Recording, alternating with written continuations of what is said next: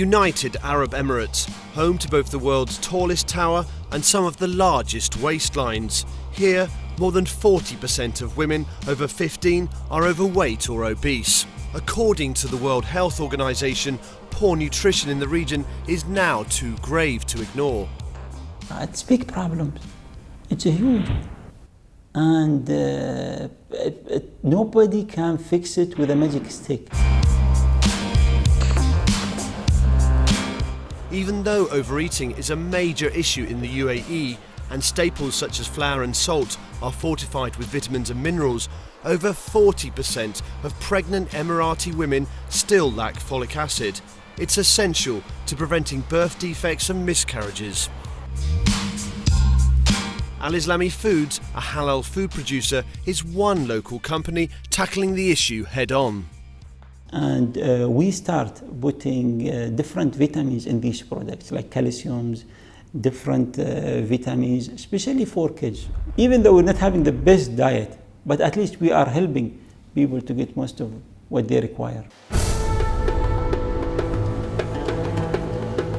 While the UAE tackles overnutrition, other countries such as Egypt, Yemen and Morocco face the opposite problem, a lack of nutritious food.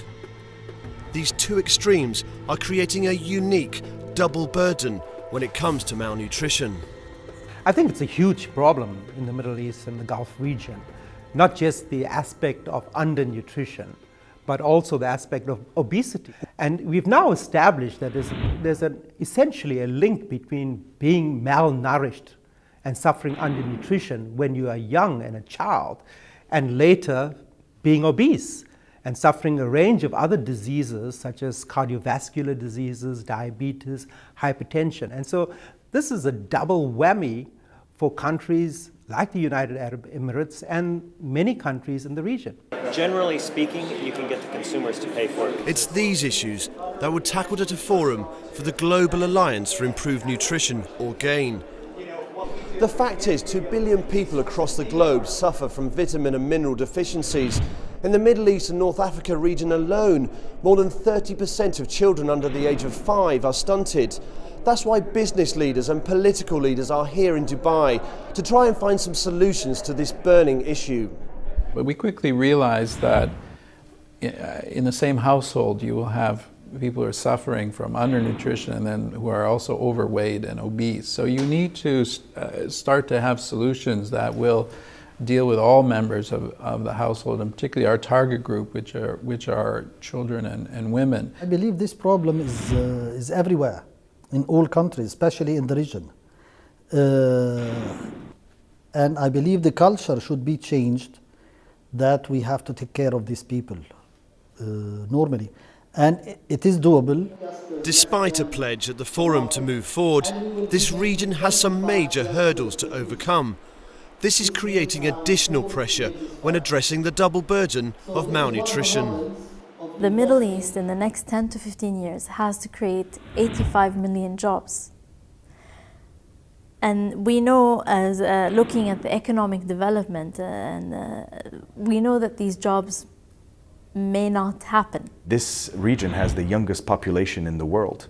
60% are under the age of 25. It's a tremendous demographic challenge. We know today that malnutrition could lead to up to 10% loss in earnings of an individual, or up to 2 to 3% loss in your GDP growth.